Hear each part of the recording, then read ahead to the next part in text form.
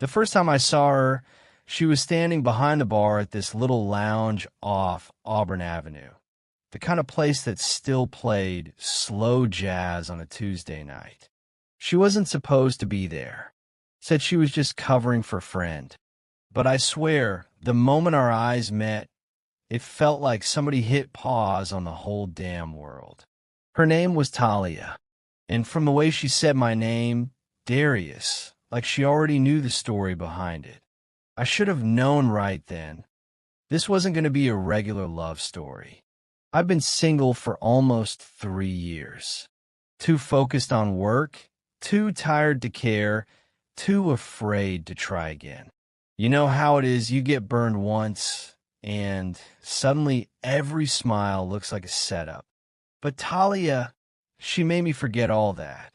We started talking that night about music, about God, about how both of us were just trying to start over. She laughed like she meant it. She listened like nobody else ever did. And when she said, "I feel like I've known you longer than an hour," I believed her. By the end of the week, we were meeting every night after she got off work, just sitting in her car, talking till the sun started to rise. She'd play old Lauryn Hill songs and say, "If you can't feel this, you don't got a soul." I didn't know what to call it, love, infatuation, or just two broken people trying to heal each other. But whatever it was, it felt real. When I told Marcus about her, my best friend since high school, he laughed. Said, "You move too fast, bro. You always do." Maybe he was right. But when you've spent years alone and someone finally looks at you like you matter again, you don't slow down. You hold on tighter. 3 months later, she moved in. The apartment started smelling like her vanilla candles. My mornings started with her humming in the kitchen. Even my silence felt softer when she was around. We didn't have much, but for the first time, I didn't care. Every love story has that honeymoon stretch, the part where everything feels perfect because you still believe it's supposed to be. But looking back now, I realize something. Sometimes the people who save you from your loneliness are the same ones who teach you what it really means to be alone. I just didn't know it yet. It was late, maybe close to midnight, when I finally told her. We were sitting on the balcony, city lights flickering below like dying fireflies. Talia had her legs curled up under her, wrapped in my old hoodie, sipping wine like she was waiting for me to say something. Anything. She always knew when I was holding something back. "You get quiet when something's heavy," she said. "What is it this time?" I try to laugh it off. Nothing serious. But she just looked at me, the kind of look that made lying feel disrespectful. I don't know why I trusted her that night. Maybe it was the way she didn't press. She just waited. Patient, steady, like she could carry the silence for both of us. So I told her about the thing I'd buried for almost 10 years. The reason I moved to Atlanta in the first place. The reason I never used my real last name on job applications. When I was 19, I got caught up in something stupid. My cousin had me hold a package. Said it was just paperwork. Turns out it was a box of stolen credit cards. I didn't know, but the cops didn't care. They found it in my car. Felony possession. First offense. Probation. I lost my scholarship. My record got sealed eventually, but not before it killed every job interview I ever had. So I started over. I told her. New city, new name, clean slate. Talia didn't blink, didn't flinch. She just nodded slowly, eyes soft, like she could see the 19-year-old kid I was trying to forget. "You were just trying to help your family," she said. "That's not a crime. That's love gone wrong."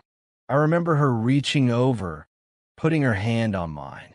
"You can't keep carrying that like it's who you are," she whispered. And for the first time in years, I believed it. We sat there for a long time after that, not saying a word. Just the sound of cars on the highway and her breathing against my shoulder. I thought I'd finally found someone who saw me. Not the mistake, not the fear, just me. But there's something dangerous about giving someone the full map of your past. Because the same hands that hold your heart now hold your history too. And history, once released, has a way of coming back. Marcus had been my boy since we were 15. We grew up together, same block, same busted basketball hoop behind the rec center.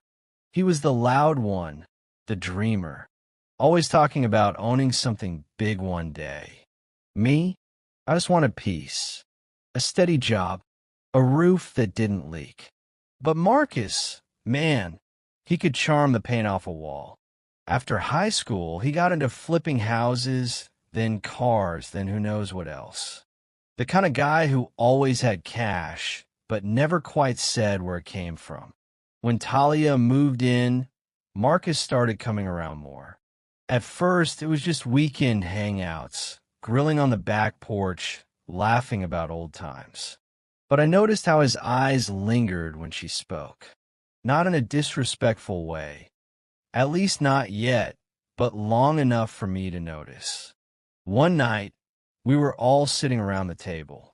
Talia made her famous jambalaya, and Marcus was laying it on thick, jokes, compliments, that easy confidence that always made people forget who they were dealing with. "Damn, D," said, smiling. "You really outkicked your coverage, bro. She's a keeper." Talia laughed. I did too, but something about the way he said it felt heavier than a joke. A week later, he texted me, "Yo, you mind if I hit Talia? Got some ideas for her photography page." I didn't think much of it.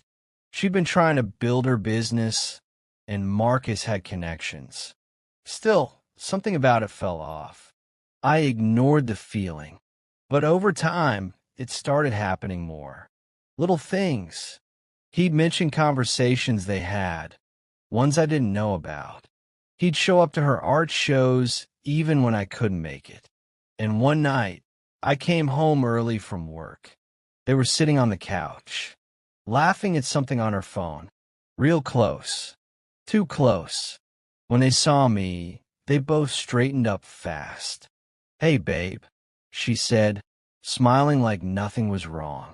Marcus was just showing me some branding stuff. I smiled back because what else could I do? Blow up over a vibe? Over something I felt but couldn't prove? Still, something changed in me that night. I started watching him. Watching them.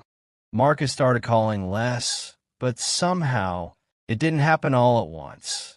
That's the thing people never tell you about falling out of love. It's not one big explosion. It's erosion. Little by little, pieces of us started wearing down. It began with money, doesn't it always? Rent went up. Her photography gigs slowed down. My job cut overtime. Suddenly, every conversation turned into a quiet argument about bills that wouldn't wait and dreams that couldn't breathe. "You said you wanted to build something," she told me once. "But how do we build when we're stuck in the same damn place?" I wanted to tell her that love was the thing we were building, that sometimes just staying afloat was enough. But I knew that wasn't the kind of answer she wanted. Talia was made for more. I could see it in the way she'd stare out the window some nights, like she was watching a world she was supposed to be living in. I tried to help, took extra shifts, pawned my watch, canceled the trip we planned. But every time I thought I was catching up, life moved the goalpost again. And Marcus, somehow, he always showed up right when things got hard. "You know, I could put her on some work," he said one night, lighting a cigar on my porch. Real money. None of that starving artist SH asterisk T. I told him no, said she didn't need a handout. But the next day, she came home with a new camera. Marcus hooked me up, she said, smiling. He believes in me. I smiled too, but something inside me turned cold. After that, she started dressing different, talking different, started saying things like, "You wouldn't understand, it's business." I'd hear her on the phone late at night, whispering, pacing the hallway. When I asked who it was, she'd just say a client. It wasn't the cheating that scared me. It was the distance. That silent kind of coldness that creeps in when two people stop being a team and start being competitors. I'd sit at the table, watching her scroll through her phone, smiling at messages I couldn't see. "You okay?" I'd ask. "Yeah, just tired." She'd say that a lot. Just tired. Tired of what? Me? Us? The struggle? I didn't know. I just knew I couldn't fix what I couldn't. I still remember the day everything fell apart. It was a Thursday, late spring. One of those mornings where the air feels too still, like the world knows something you don't. I was halfway through my shift when my phone buzzed. It was my boss, Mr. Langston. Good man, but not the type to call unless something was wrong. "Darius, can you come to my office?" The tone was different, too careful, like he'd already decided what he was about to say.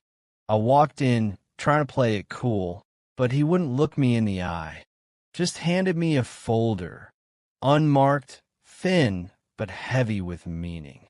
Inside were photocopies, court documents, mugshots, probation reports, my real name printed in bold at the top. 10 years buried, one careless night resurrected. "Someone sent this to HR anonymously," he said quietly, from a private email, with a note that said, "Thought you should know who you really hired." My chest went tight. My mouth went dry. I wanted to ask who, but I already knew the list was short. Only one person had access to the details that deep. Talia. My mind ran wild. Maybe it was a mistake. Maybe she got hacked. But deep down, a colder voice whispered, "You told her everything. You handed her the knife and showed her where to cut." I drove home early. The whole way, my heart felt like it was trying to climb out of my chest. When I walked through the door, she was sitting at the table, laptop open, coffee half finished like any other day. "You home early," she said, smiling like nothing was wrong. I didn't answer. I just set the folder down in front of her. She looked at it, then at me. "What's this?" "You tell me." She opened it slowly. I watched her face, the flicker of recognition, the quick inhale, the way her hand trembled just enough for me to notice. "Darius, I didn't." "Don't," I said, voice low. "Just don't." For a moment, she looked like she might tell the truth. But then she said the words that changed everything. "You're not the only one who knew." That's when the pieces started moving in my head. Marcus, the late night calls, the business meetings, 3 weeks. That's how long it took before I heard from him. Marcus, my so-called friend, the one who used to crash on my couch when he had nowhere to go, the one who introduced me to Talia in the first place. The message was short. "Meet me, same spot, midnight." The spot was an old auto shop on the south side, half burned, half forgotten. The kind of place where bad news feels at home. I told myself not to go. But you know how curiosity works when pain mixes with anger. It becomes its own kind of gravity. When I pulled up, he was already there. Hoodie up, cigarette burning slow between his fingers. "Didn't think you'd show," he said. "Didn't think you'd have the nerve to ask." I shot back. He nodded, exhaled smoke, eyes fixed on the ground. "You lost your job?" I laughed. "You know damn well I did." Silence stretched between us. Heavy, uneven, almost alive. Finally, he said it. It wasn't supposed to go that far. My pulse jumped. What wasn't supposed to? He hesitated. The email, the documents. It was just leverage, man. Just to make her stay in line. Leverage? I stepped closer. You're telling me you ruined my life for leverage? She was gonna leave, he said quickly. She wanted out. She said she was done with me, with the money, with everything. I thought if she saw what I could do. I didn't let him finish. My fist connected before I could think. One punch, then another. All that betrayal, all that silence, it came out like thunder. He didn't fight back, just stumbled, bleeding, and said one thing that stopped me cold. She did it to protect you. I froze. What? There was a guy digging, a reporter, man. Someone sniffing around your record, trying to link you to that job downtown. She sent that email herself first, so it wouldn't come out worse later. She took the blame, so they'd stop digging. My breath caught. The world tilted. You're lying. I wish I was, he said, wiping blood from his lip. She thought she was saving you. I just made it worse. I didn't say another word. I just turned and walked out. Dawn hit different that morning. The kind of light that doesn't warm you. It just shows you everything you didn't want to see. I drove straight to her place. Didn't call. Didn't text. Just pulled up and sat there for a long time, engine humming like it was thinking for me. Her car was gone, but the blinds were open. Same old fern by the window. Same chipped coffee mug by the sink. Everything looked like before. But there's no such thing as before once you've seen the truth. When she finally came home, she didn't look surprised. Like she'd been waiting for me.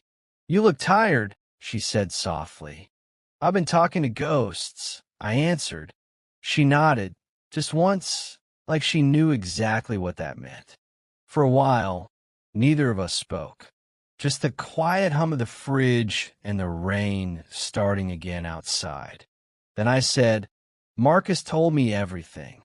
Her eyes flickered, pain, guilt, maybe relief. And what did he tell you? That you were trying to protect me. She closed her eyes.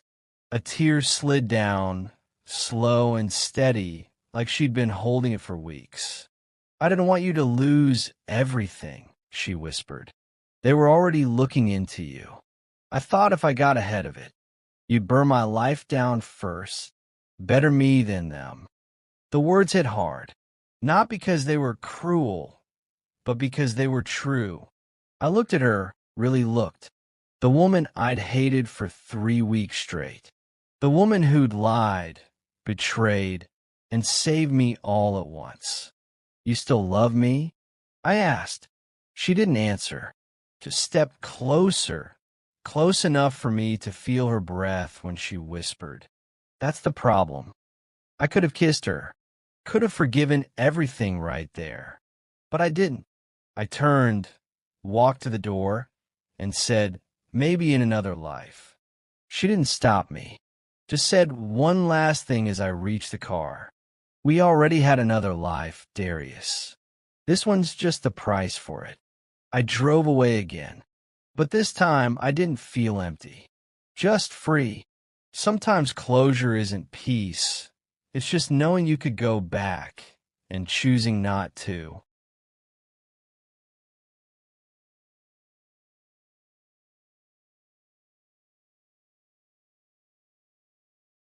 Time moved on, or at least pretended to. I got a new job under a different name, different city, different noise at night to fall asleep to. The kind of place where nobody knows what you used to be. They just see who you are now. I told myself I was fine. Told myself I didn't think about her anymore. But lies sound a lot like comfort when you repeat them enough times. One evening, I came home and found a small envelope in the mailbox. No return address.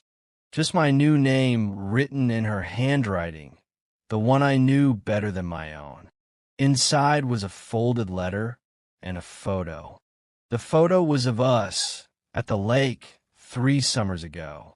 She was laughing, head tilted back, sunlight in her hair. I was looking at her instead of the camera. Back then, it wasn't a secret yet. I unfolded the letter. Her words were neat, steady, the way she always wrote when she'd already cried enough to be calm. Darius, I never wanted to be your ending. You deserve someone who could love you without having to protect you from your own past. But I guess I wasn't strong enough for that kind of love. I didn't lie when I said I wanted to keep you safe. I just didn't tell you what it would cost. If you're reading this, it means you made it through. That's all I ever wanted. Don't come looking for me. Some things heal better when they're left alone. T. Asterisk. I read it 3 times. Then I burned it. Not out of anger, but because some words aren't meant to be carried forever.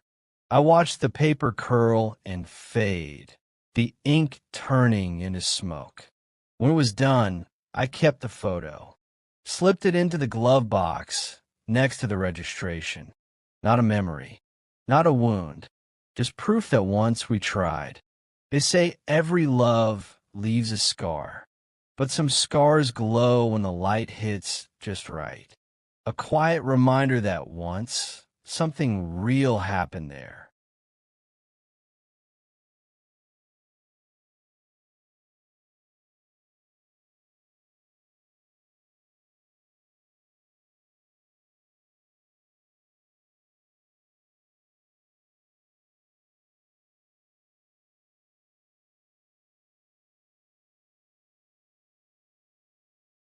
It was months after the letter, maybe half a year, when I found out what really happened to her. Not from her, from Marcus. He called one night out of nowhere. I didn't even recognize the number. I almost didn't answer.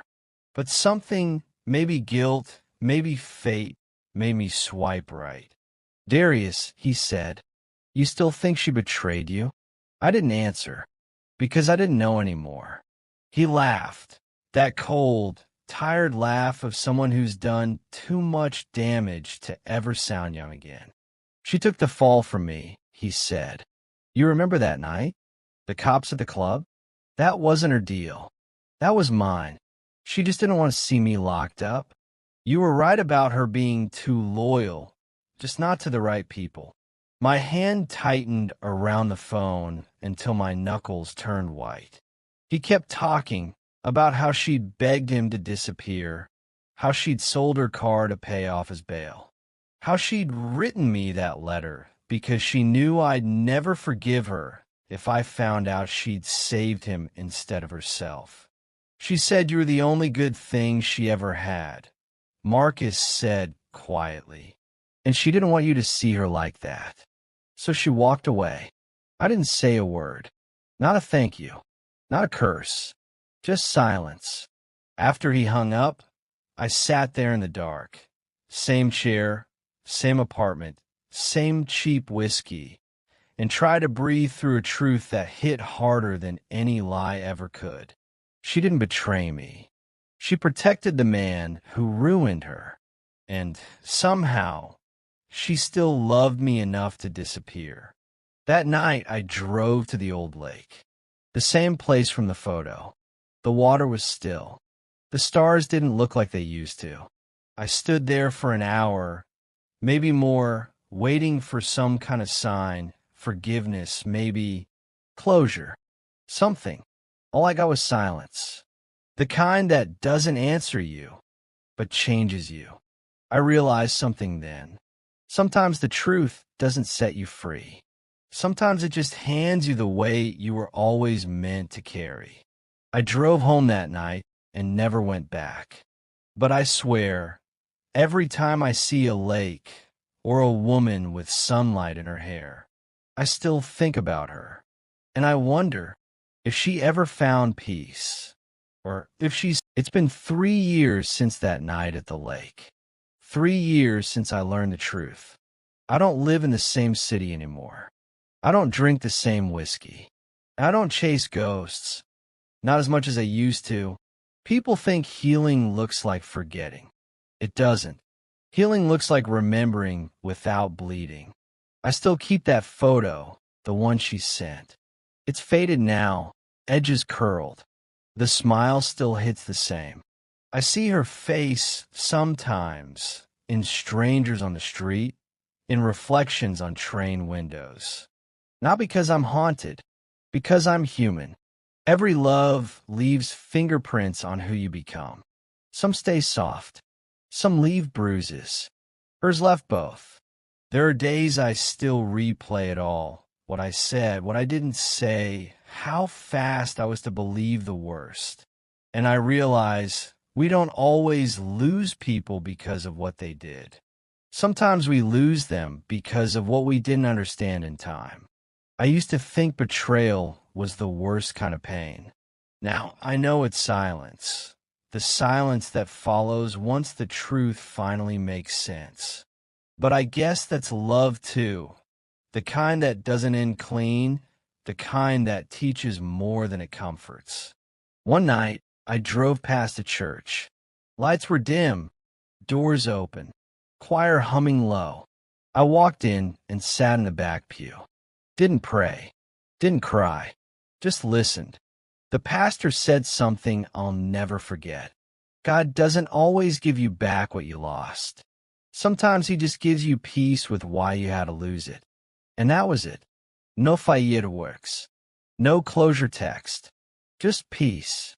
I walked out, looked up at the sky, and for the first time in years, I didn't look for her face in the stars. I just whispered, "Thank you for loving me wrong and teaching me right." And in that quiet, I finally understood. Some stories aren't about happy endings. They're about honest ones.